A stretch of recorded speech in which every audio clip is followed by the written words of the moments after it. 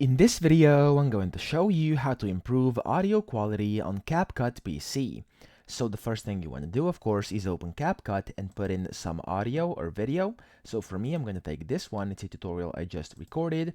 And the first thing you want to do is drag it down over here in your sequence or timeline, right-click it, and then press Extract Audio in case you don't have it extracted yet.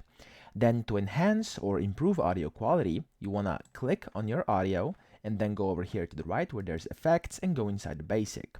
When you scroll down here, as you can see, you have an option to enhance voice over here, okay? So where it says enhance voice, this will actually improve your audio quality. So just click on it, and then once you click on it, this you video, can, I'm as you going can to see, show, let me and pause after this, that- there we go.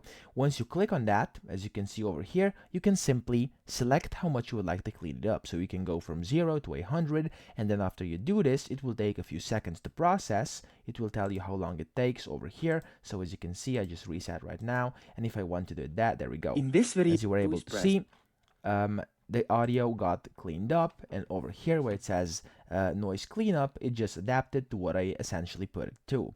So what you have to make sure is that you know that this is a pro feature, and while CapCut will allow you to use it, like it does for me right now, as you can see, I'm totally able to use it, it works, and it essentially enhances my voice. this video, What is the problem over here is that once you try to export, so when you click export, as you can see, it will say you are using the following pro features / material, which is the enhanced voice. So you'll get this message and you actually won't be able to export unless you join Pro. So make sure you know that if you want to use this enhanced voice feature inside CapCut, you will have to upgrade to Pro. And in case you didn't know how to do it, just press Join Pro up here.